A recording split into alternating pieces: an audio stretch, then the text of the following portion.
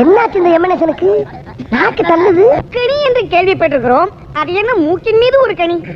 திடீரென்று ஆவேசப்பட்ட ஈசன் கையில் இருந்த உடுக்கையை எடுத்து இடித்தால் என் முகத்தில் படார் என்று வெடித்து சிதறிவிட்டது என் மூக்கு.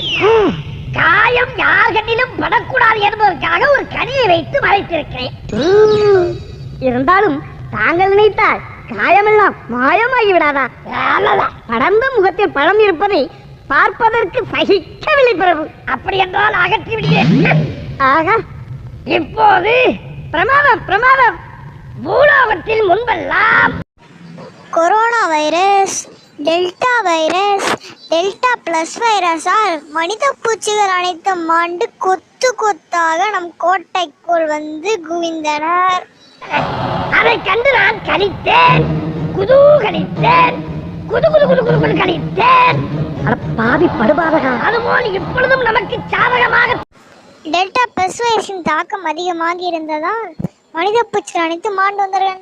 ஆனால் தடுப்பு முகாம்களுக்கு சென்று தடுப்பூசியை போட்டு மனித பூச்சிகளை இங்கு வரவிடாமல் தடுத்து விடுகிறார்கள். உனக்கு செல்ல பிள்ளையா? இதற்கெல்லாம் தீர்வு காண வேண்டும் என்றுதான் ஒமைக்ரான் வைரஸை அனுப்பி வைத்தேன். அவனால் இன்று வரை எந்த நல்ல செய்தியும் வரவில்லை. ஏன் அப்படி? வர சொல்லுங்கள் அவளை.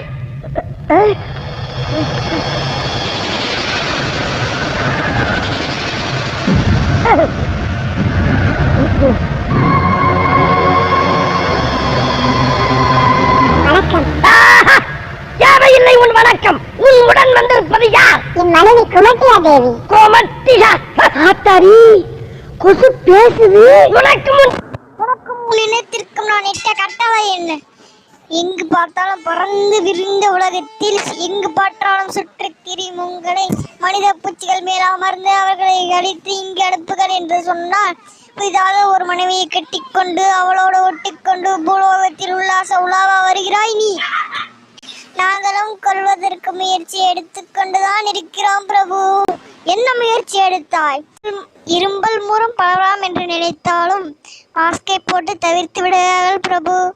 கைகள் மூலம் பரவலாம் என்று நினைத்தால் சோப்பை போட்டு கழுவி விடுகிறார்கள் பிரபு.